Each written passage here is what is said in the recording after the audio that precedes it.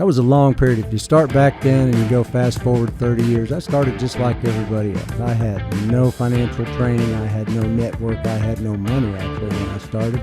And I just started learning, bought a few things, made some mistakes here, learned some lessons. Hey, welcome. This is Capability Amplifier. My name is Mike Koenigs. I have a very special guest with me today. His name is Tom Burns. Tom, say hi. Hey, folks. All right, so I'm going to give you an official intro today because I want to set this up. I originally met Tom Burns through a deal I got involved in, a fund I invested in that I think is one of the smartest deals I've ever gotten involved with. So I thought I'd give you a little bit of a warm-up here before I bring Tom back, and that is this. What's the number one secret the wealthiest and richest people all know that's not obvious but enables you to create infinite leverage with the least amount of risk? What it is, and what we're talking about today, is it's to do your own deals, and that means to become a principal and a sponsor for private equity. And I know that may sound completely overwhelming. It did to me too, until I learned more about it. And what it is, and what it means, is you're putting together people, deals, money, structure, and rules. So Tom has very quickly become not only a friend, but a mentor and a collaborator. We just spent almost 3 days together. And he's got a brand, it's Rich Life and the Rich Life Club. And this is an unusual combination of people, deals, and adventures, which is what Tom is really all about. So it's also a simple system to create unlimited leverage and live a life of abundance, purpose, and passion. So what he's going to do with us today is he's going to show his Rich Life Leverage Matrix. I know it sounds like a mouthful of words, but it's really cool. But it enables you to think about deals and define them and the investment opportunities. And he's also going to deconstruct 5 of his best deals, including something called the Lotus Fund, which, as I said, is one of the smartest deals I've ever gotten involved in. So with all that, Mr. Tom Burns, how are you doing, my friend? I'm awesome. I'm in Southern California. We got to hang out for a few days. We're not working, and we're just having fun. Yep. More adventures. So I thought the way to dig into this, we'll get into your backstory in a moment, but I really want to tear into this whole Rich Life Leverage Matrix. I think that'll expand everyone's minds about what we're going to be talking about next. We'll talk about what your background is, because that's interesting too. And then we'll tear into some case studies. I've been looking forward to these. So why don't you begin and tell us a little bit about the Leverage Matrix? Yeah, and the reason it's called the Leverage Matrix, if you really think about it, to grow real wealth, you need some sort of leverage. Sometimes it's financial, sometimes it's otherwise. So I sort of look back over 30 years and realize kind of where that leverage took me and where my greatest benefit was. Mm-hmm. And it was at the end of the leverage matrix. So if you look at it, sometimes people start at one end of the continuum and go to the other. And so the beginning of this continuum is no deals, no investments. That's no leverage. My friend Robert Kiyosaki says, savers or losers. Those are the folks that are taking their money, sticking it under the mattress because maybe they're too scared or maybe they're not educated. There's no leverage there. Maybe the next step in the matrix, is you do want to invest some. You invest in somebody else's deal. You got $100 in your pocket, you give that person $100. That's about a 1-to-1 leverage. You'll get some return on that. You might get 8, 10, 20% on a good deal. Mm-hmm. Not bad. Better than sticking it under the mattress.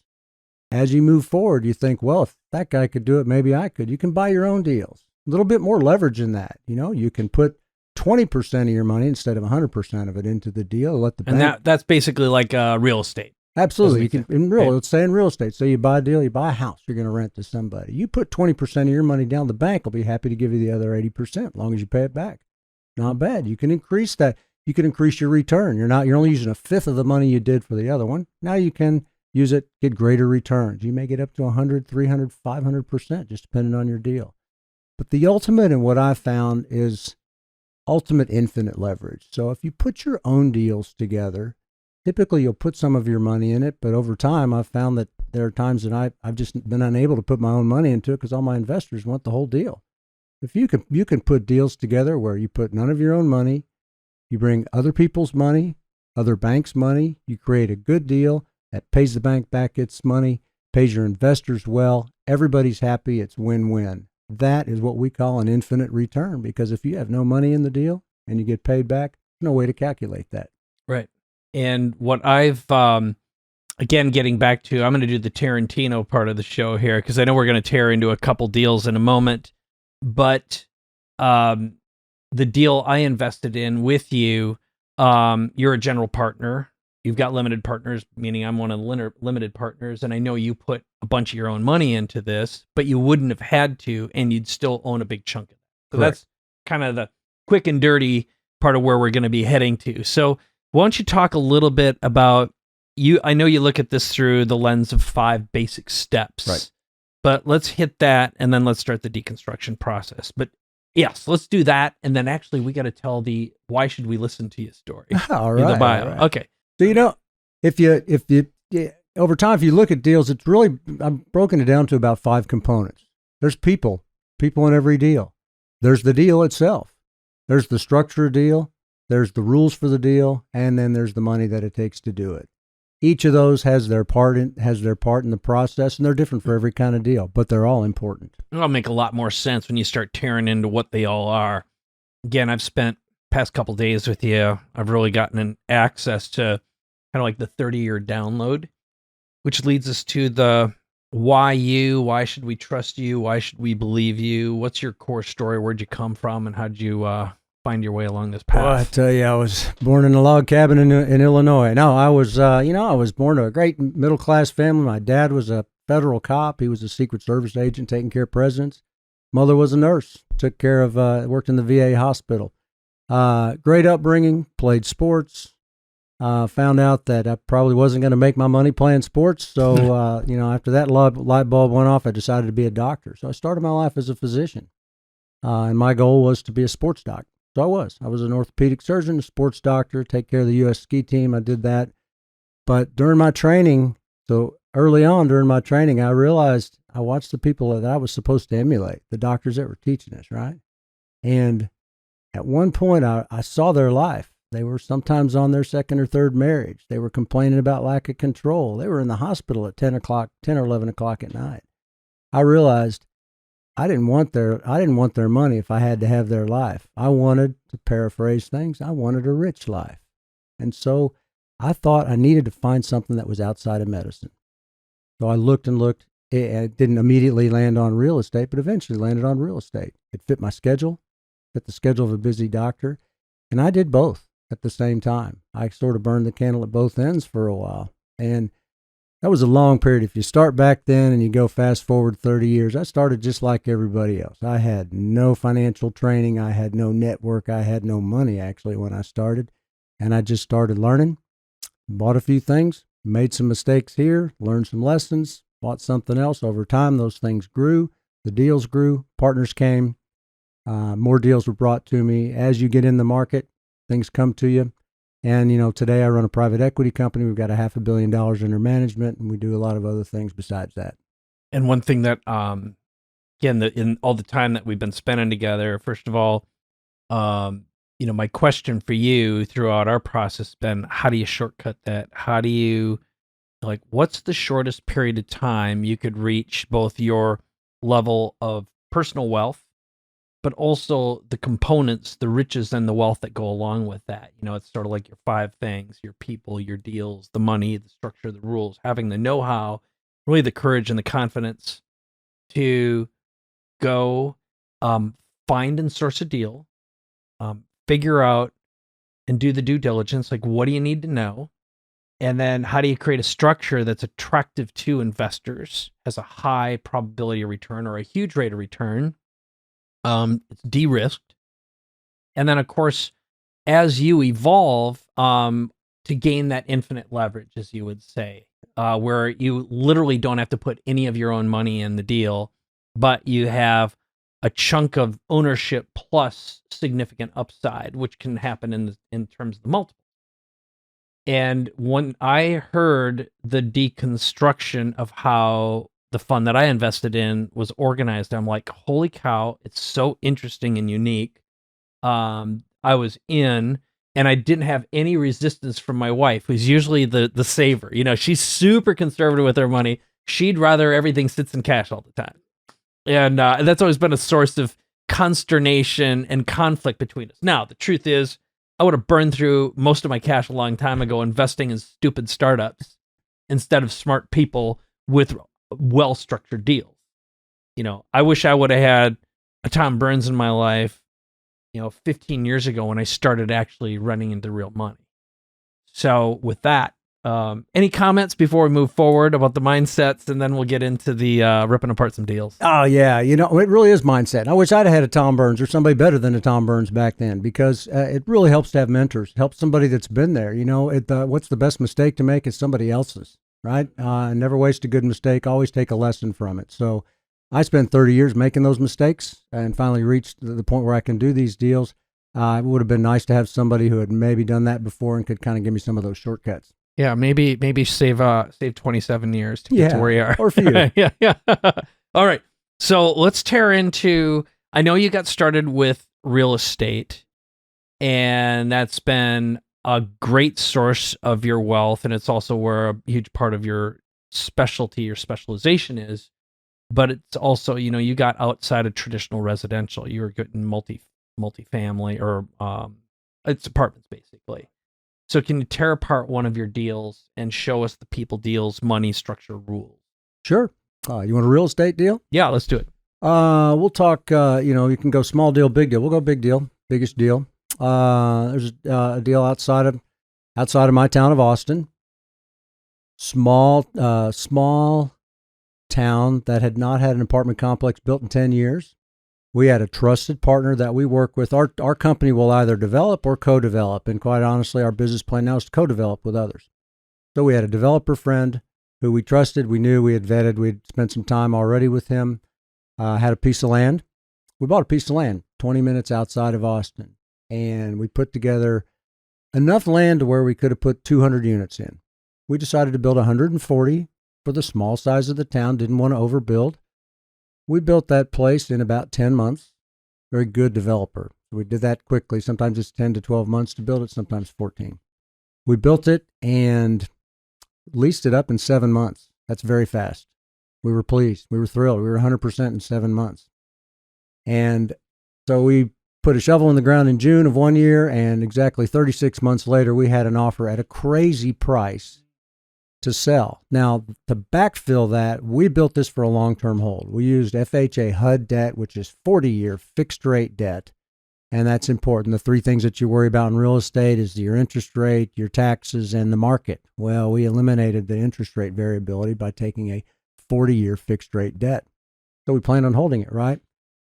Well, lo and behold, this is a nice town on the southeast side of Austin. There's a big road, that big toll road that goes next to it. Little did we know that a gentleman was going to build a factory. A gentleman named Elon Musk was going to build a factory 20 minutes north. Yeah. And the little town that we built the thing in just went crazy. And so we got crazy offers.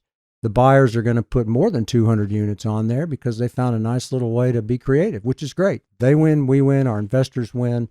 Our investors easily doubled their money in 3 years. So it was a home run deal for all of us. We sold it and even paid a big penalty for it. And net of the penalty, we just killed it. Okay. And so if we were going to break it down, in this case, the people you had your developer, your contractor, management, the buyer, and your wild card, which you can never depend on, which is the Elon Musk factor, Exactly. right? Okay. And the deal itself was, you had the land, the units.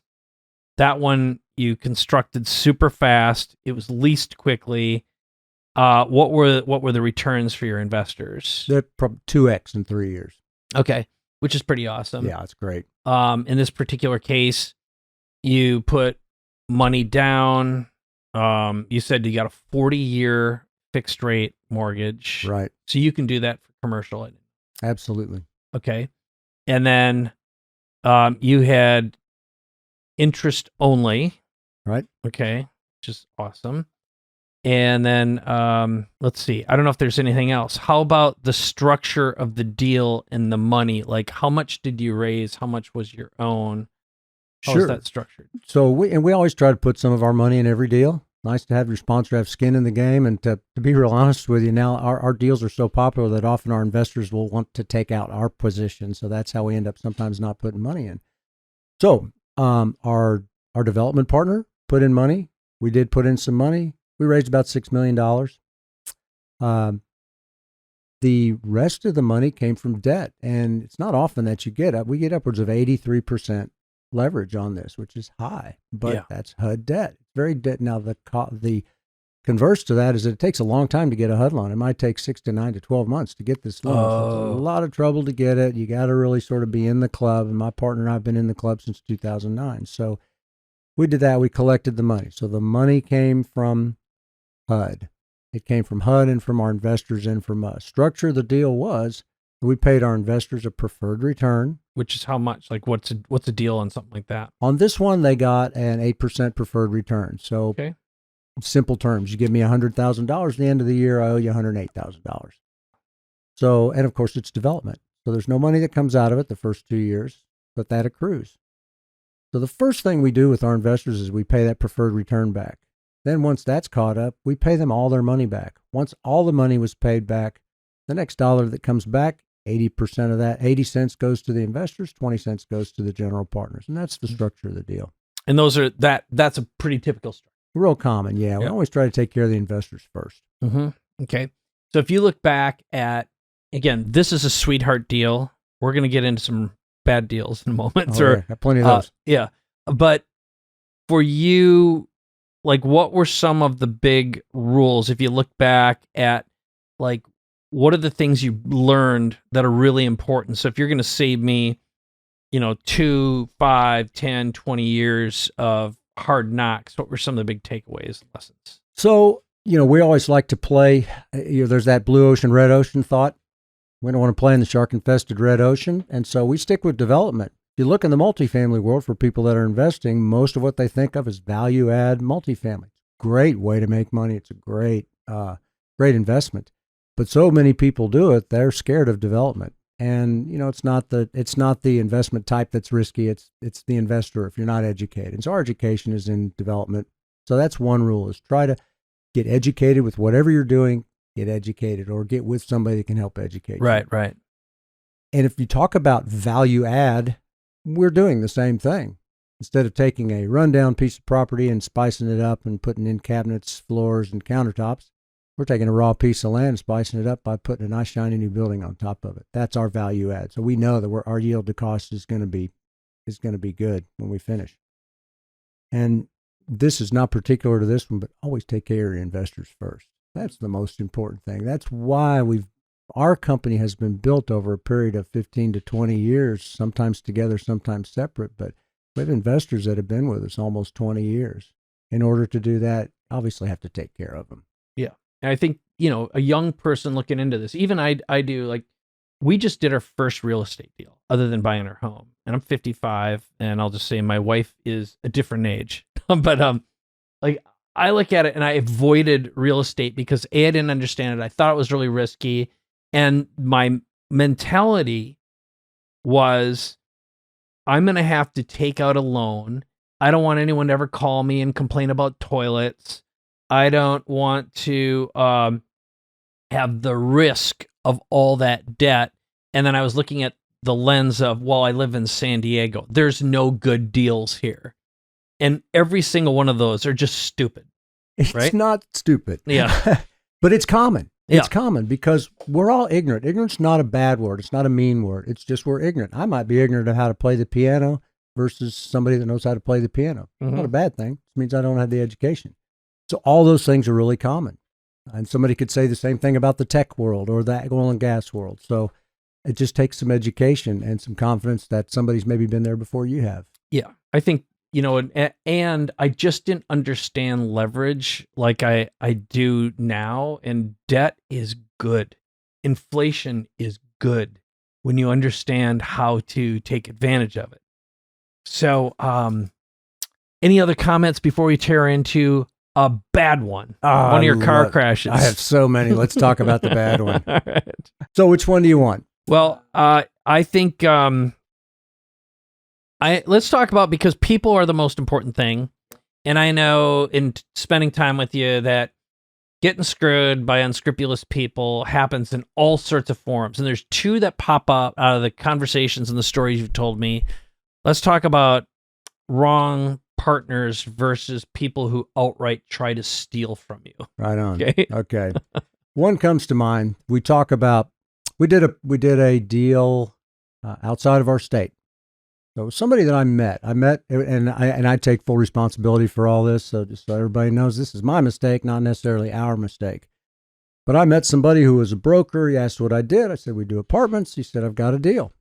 And it was in a market that we knew was probably a pretty good linear and growing market. So I said, all right, I'll go take a look. So I hopped a plane, went out there, found the place, liked it. And, in fact, let me break this one down as far as people. I'm going to break it down with each section. So as far as the people goes, I had the broker. He took me out, showed me the deal. He introduced me to the selling brokers, which were bright folks. Then my partner and I, we came back out later. We had to sit down with the owners. It's not common in the apartment world. We had to sit down with the owners because them and their father had built that apartment complex. It was their baby. Yeah. So they wanted to make sure that the next foster parent was going to take care of their baby. So we had to go out there, show our faces, and win the deal. Yeah, which is actually a good sign when you think about it, where if you have the ability to say, I don't know if I like you enough to sell you my stuff. Right. What Dan always says is always be the buyer. And, flip that around. So why should I sell to you anyway? I don't even know if I like you.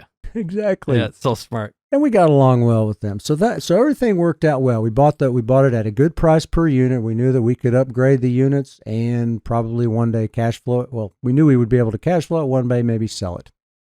So, I guess since we're talking people, I might as well cut to the chase of the good part of the deal. So our broker friend also told us that, hey, I'm a contractor. I've got a contractor's license. You'll probably get a bad deal or a dishonest deal from anybody else in this town. I've been here my whole life.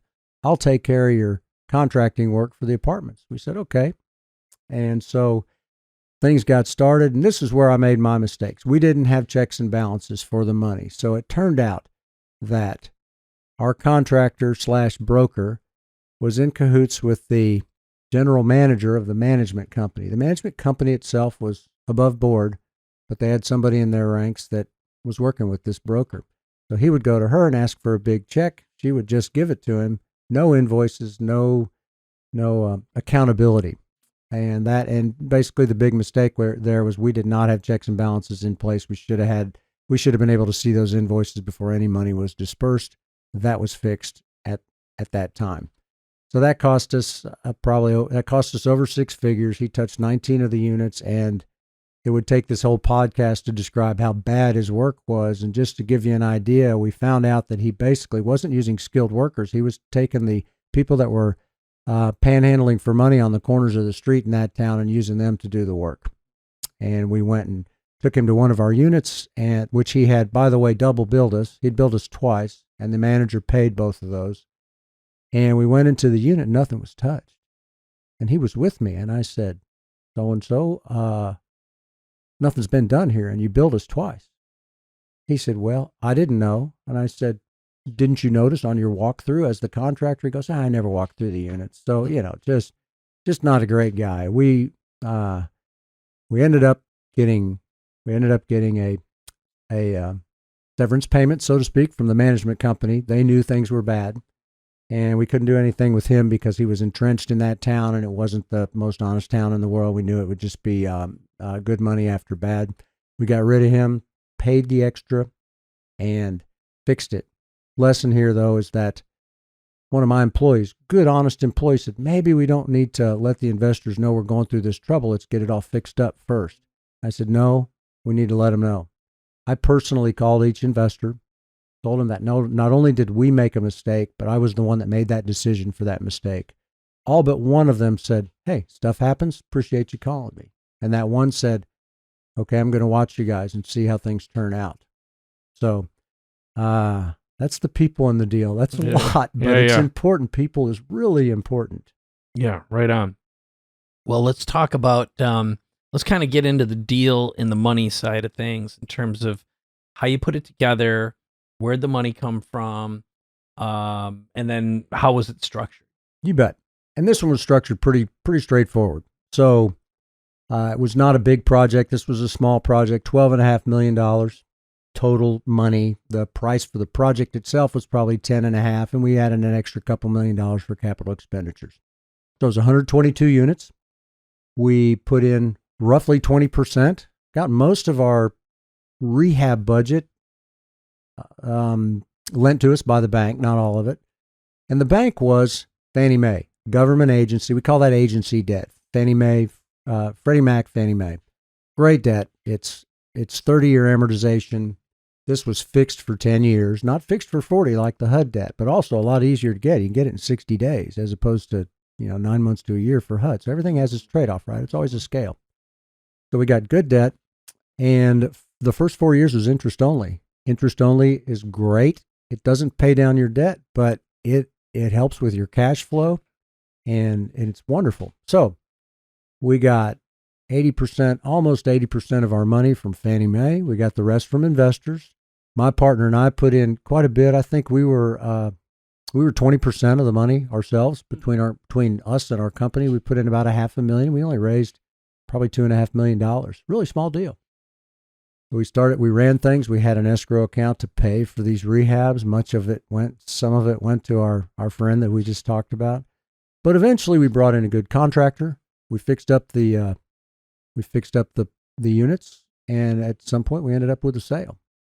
So money-wise, we put in $2.5 million. We bought it for $12.5 million. I forget the number it was that we sold, but to go back to the person that said, I'm going to watch you guys, I will tell you this is the worst deal we've ever done. And our investors got a 9.5% annualized return over 3 years. So the guy who said, I'm going to watch you guys, he said, if that's your worst deal, I'm in on the next one. Just count me in. So when you're honest with people, you got to tell them the good and the bad. Right on. Well, I think it's great story. And I think once we move forward into whatever the next deal is here, some of the more sophisticated stuff's going to show up.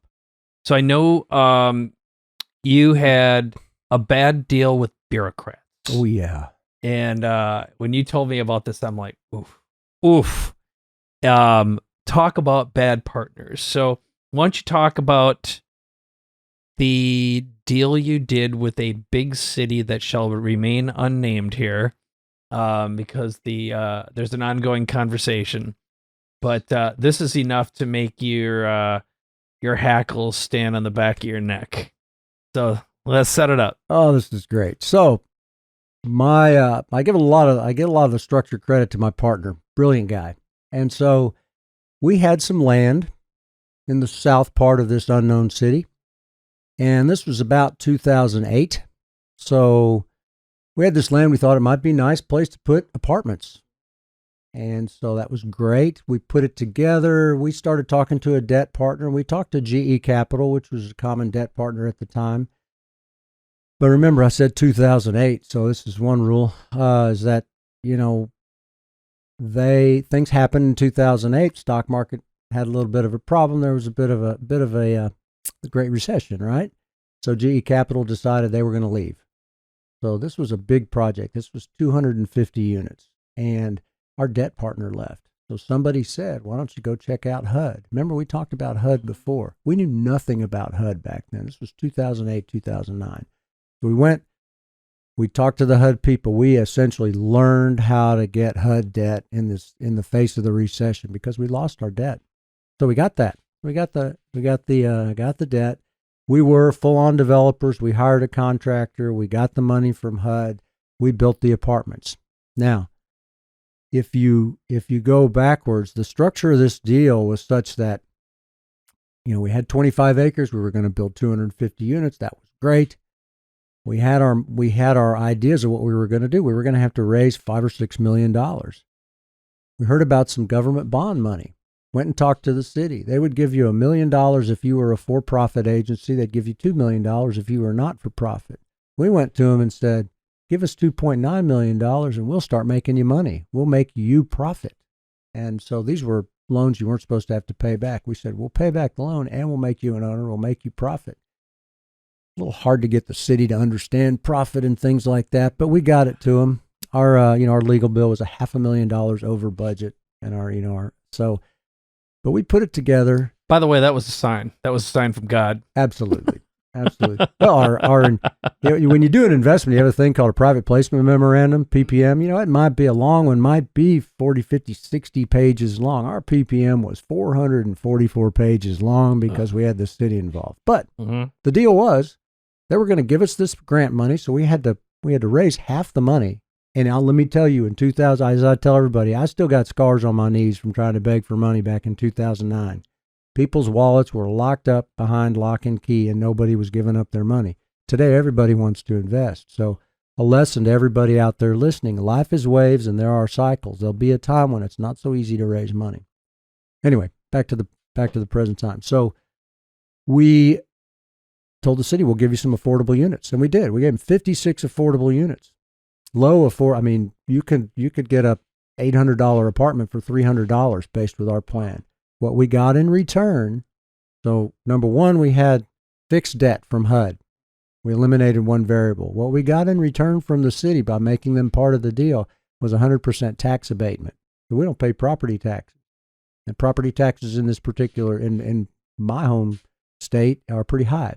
So took out another variable. All we had to do was worry about the market. Yeah, what do you think that saved you annually at the time? It was hundreds of thousands. Probably the property taxes on the order of $350,000 that first year, and it's gone up since then. So okay. It's probably 6, 7. And how long did you end up holding the deal all in? So 13 years to date. So theoretically, you saved yourself $350 at an increasing rate, 13 years. You've saved yourself millions of dollars. Right, absolutely. Right. Mm-hmm.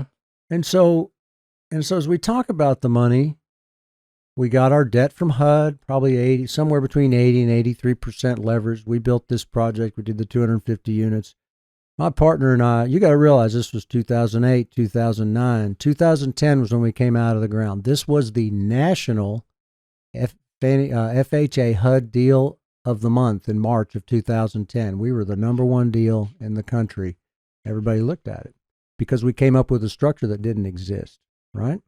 Okay, that structure has since been used by others. They call it the Little Texas model, and the street our complex is built on is Little Texas.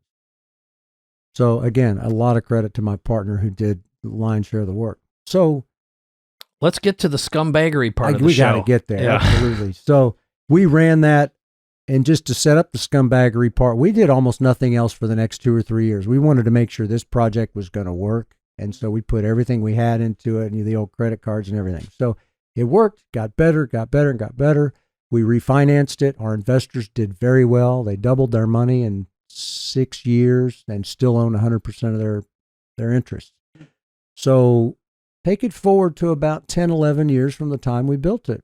It had grown enough equity that we thought we would refinance, cash out, use a good portion of that money to rehab the place, to bring it back up to, it's 10 years old now. We were going to work on some countertops and some things. And we initially told our city partner that we were going to do that. They said, great. Then there was a turnover in staff, and we started getting notices that we don't like the deal. And to just cut to the chase, a mid-level staff member said, we don't think this was a good deal for the city, so we want you to change it. And we said, well, this was signed off by city attorneys, et cetera, et cetera. You can imagine all the people. He said, I don't care. We don't like it. You make too much money as developers.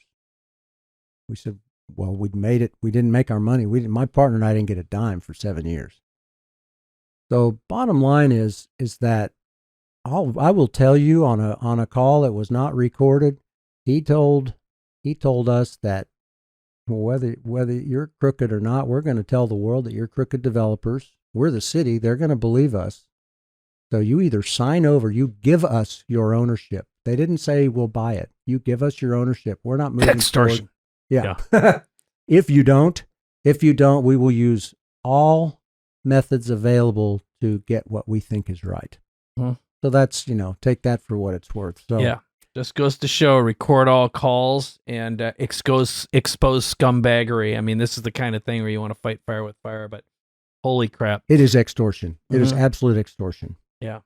Well, let's talk a little bit about looking back. Well, why don't you finish up? So at this point, hasn't been sold, but your investors got double their money in 6 years, plus the tax advantages. I'm just curious for everyone who wants to hear this, like what were the tax advantages, the savings, or write-offs they could realize throughout this in addition to getting money back? Oh, absolutely. We didn't use bonus depreciation back then, which is sort of another discussion. That's where you can take lots of tax benefits on the first year and you buy something. But we use depreciation. It's a real estate term that the government knows that things wear out. This building we're sitting in now, it's going to wear out over time. So the government allows you to deduct what a certain percentage of that building every year. So most of our investors, any of the money they got, the majority of it was sheltered, and they did not pay tax on it. And they haven't paid tax on it yet. They may at some point, but they haven't paid tax, right?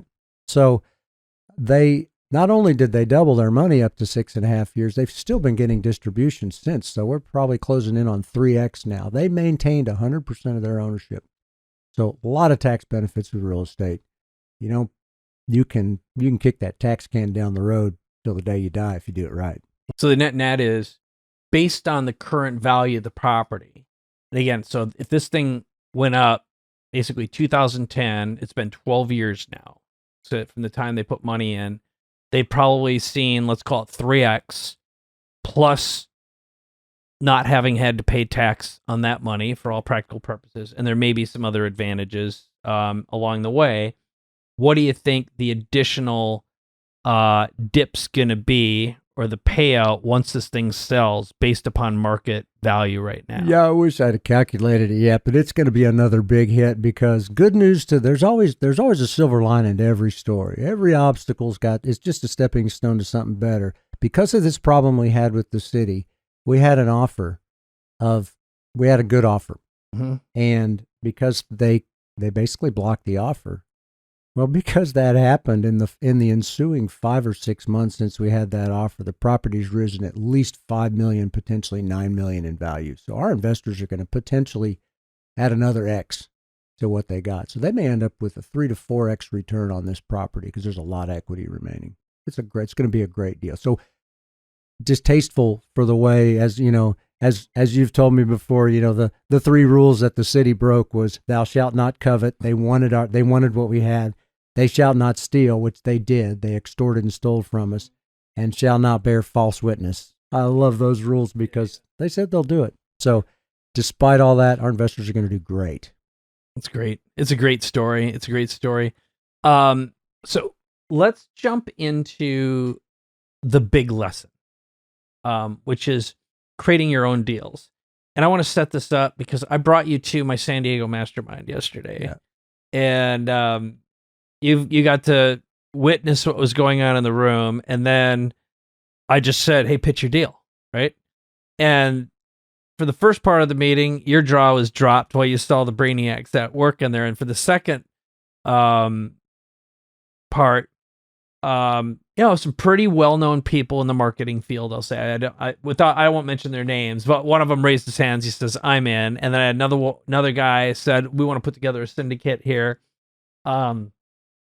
And he's got a massive network.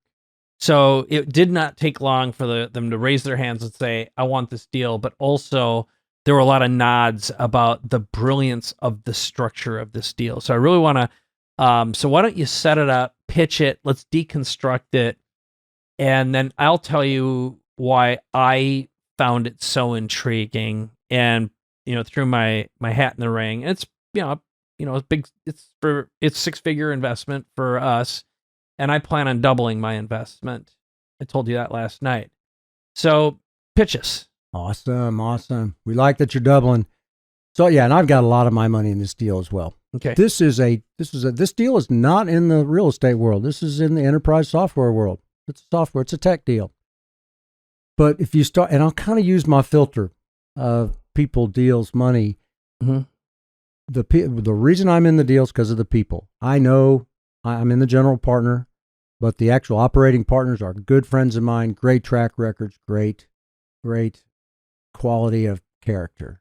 Before you get into the components, just pitch the deal itself. What is it, and how's it work? Sure. That's the genius behind this. It uses some strategies I had never heard of until this time, and it's very non-obvious. Huge potential windfall, and you're already in the third round of the fund. The fourth one's coming around soon. Yep. So it's got a track record, but I think the new structure is actually twice as good as the old one. Yeah, that's the setup. I love it. It's fab. So this is a fund that basically purchases lower middle market enterprise software companies at a low price. Okay, so for example, what's a typical deal? Typical deal is something that's got a revenue of somewhere between 2 to 10 million. So one company had a revenue of 7 million. We buy those companies for 2 times revenue. We buy controlling interest. Always so if it was 7 million, we pay $14 million for that company, right? So 2 times revenue. The deal is these are companies that are run by entrepreneurs that have great products, and entrepreneurs can really create some really cool widgets, and they can run a company and get it to a point where it becomes somewhat maybe of a lifestyle business. And you've got an entrepreneur that's really good at creating a widget, but not maybe so good at scaling a company. So we buy the company at low multiples because there's no investment bankers. These are all sort of hip pocket deals. Nobody else taking a bite of this apple. Yeah, it's kind of like a pocket listing if you're out doing real estate. Like an off-market thing. And we have people helping us do that. Big companies helping us find these people. So what we do is we buy with cash. So that's why the fund brings in cash. We buy this company for cash, give a little bit to the entrepreneur, move him or her from CEO to CTO. That way he or she can play in the sandbox they're most comfortable. They don't have to worry about running the company. We bring in an experienced CEO that knows how to scale a company. Another use of that cash, we eliminate the debt, pay off the debt, and we create growth capital. So now you've got no debt to service. You've got a pocket full of money to use to go bolt on new companies to make it more viable, add sales, add marketing.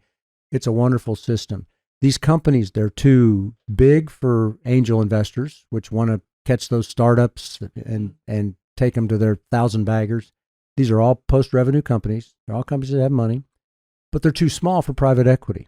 So it's a niche that nobody really sees. And the operating partners of this fund have built their own companies in this exact same niche. So they know. So they've had 8 and 9 figure exits, that kind of a track record. Absolutely. And I think the smarts here is, if you imagine an engineer, a technical person who starts a business, like I did software, so that's one of the reasons I got into this, because I understand the problem, and there's nothing worse than a technical person who's forced into being a CEO. They hate their lives, dealing with HR and legal and all that garbage. It's like, I just want to go back to my art.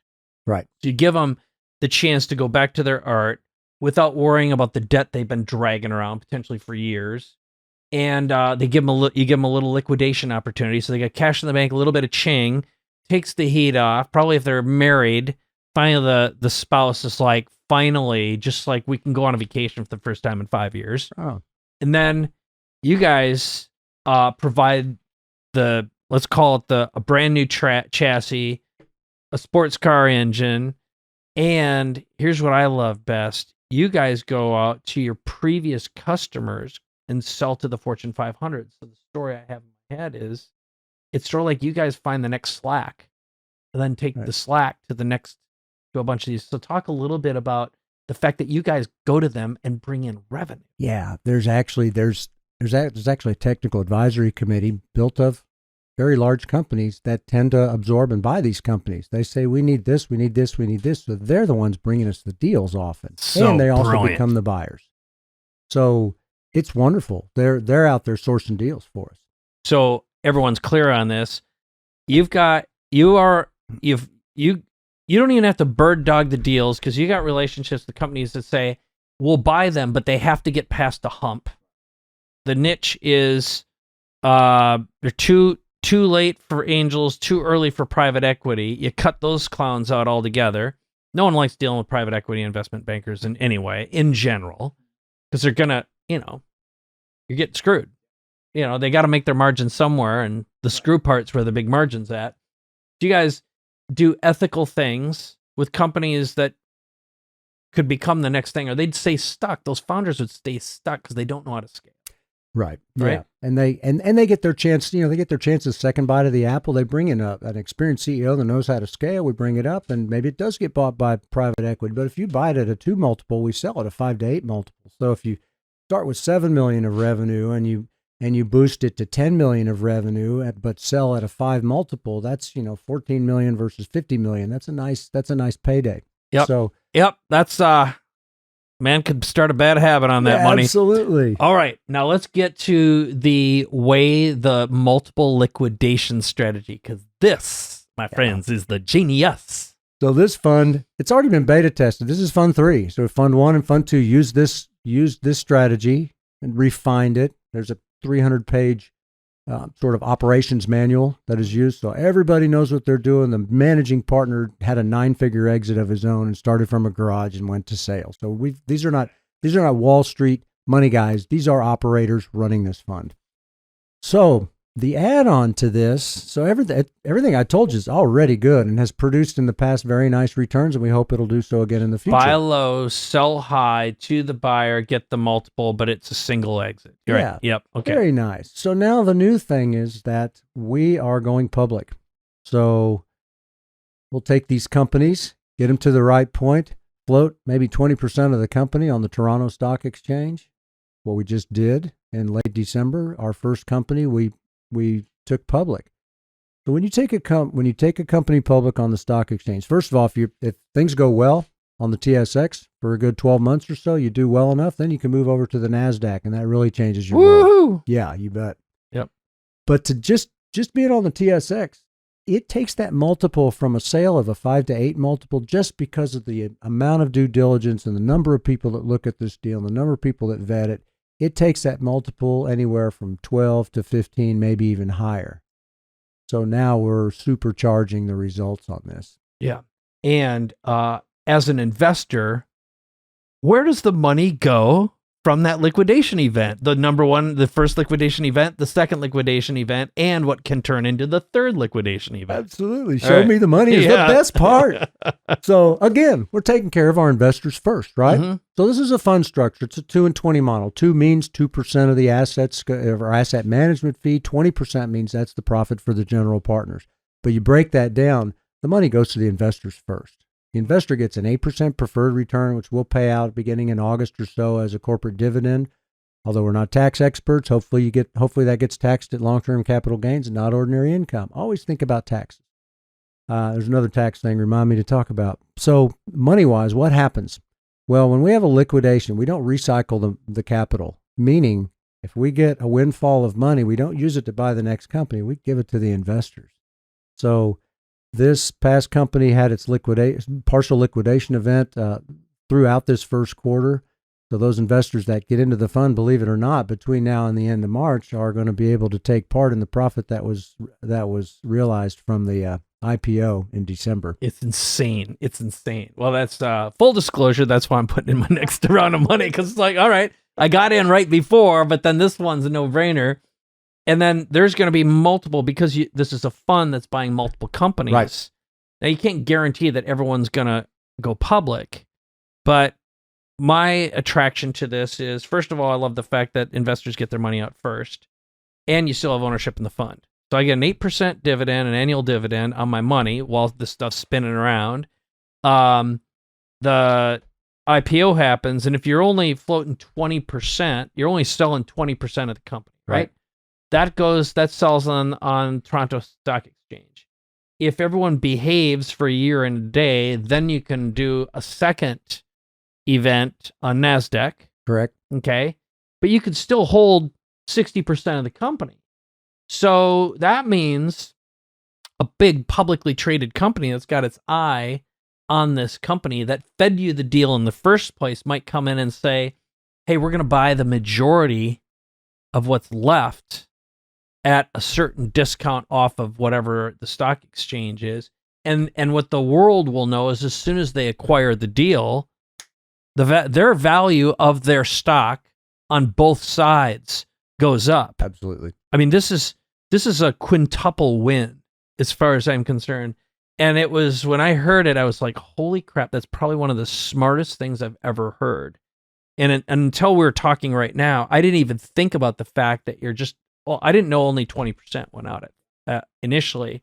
You're still you still have the controlling interest. Absolutely. This is purely a mechanism for testing out the market's appetite And it can be an amazing publicity play as long as you keep the news up and there's good stuff to report on, blah, blah, blah. I mean, there's variables, but, at 20% of the company, I'll take the risk. Absolutely. Great. All right.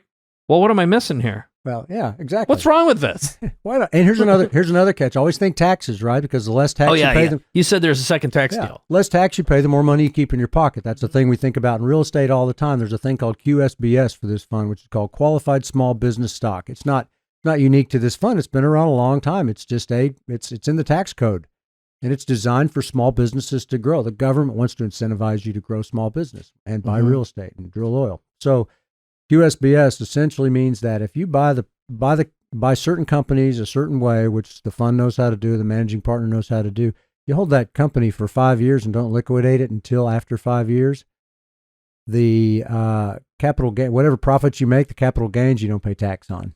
So can't guarantee that all the companies will be sold after 5 years, but certainly those that are, if it's still intact and still there may be some tax savings too. So everything just keeps adding on. Yeah.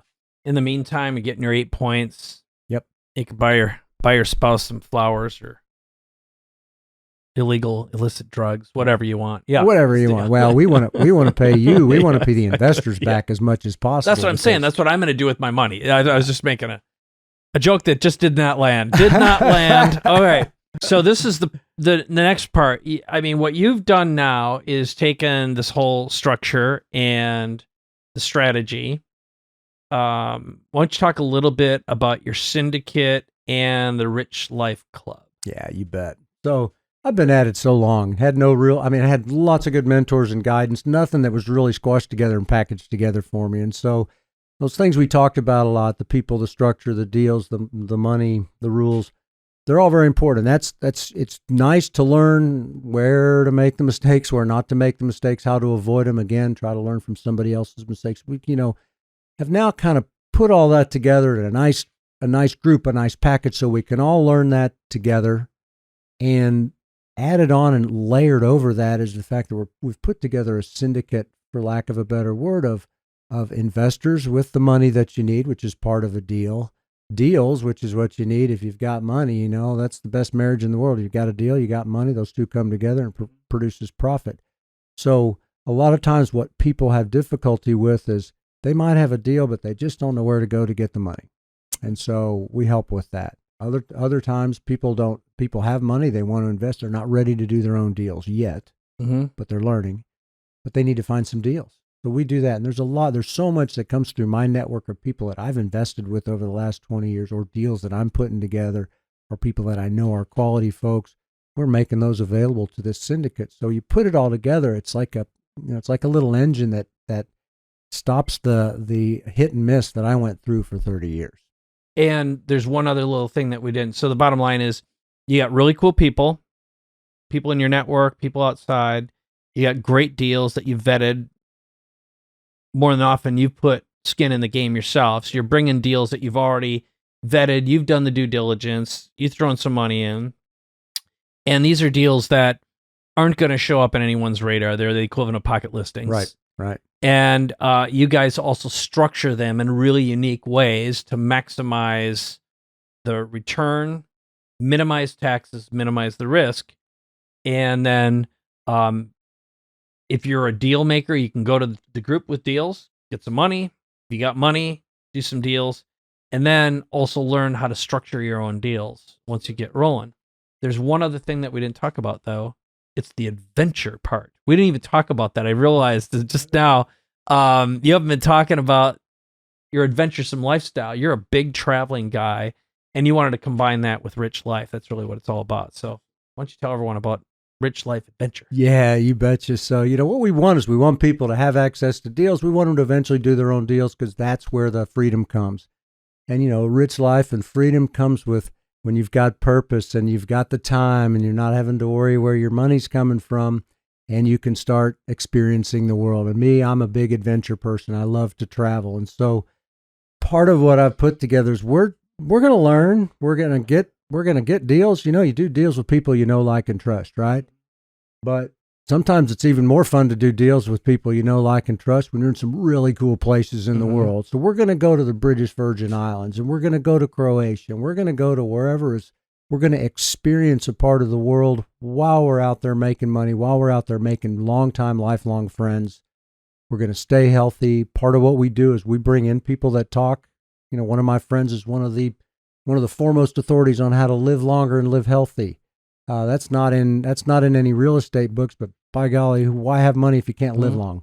And I don't know if you can name drop or not. I know who he is. He's definitely one of the world's foremost longevity experts. That's really cool. I'd give him a plug. His name's David Sinclair, and his book is called Lifespan. He's a wonderful person, and he has been studying aging for 20 years. So I intend to live till I'm 100 and something years old. So I want everybody to come with me. Yeah.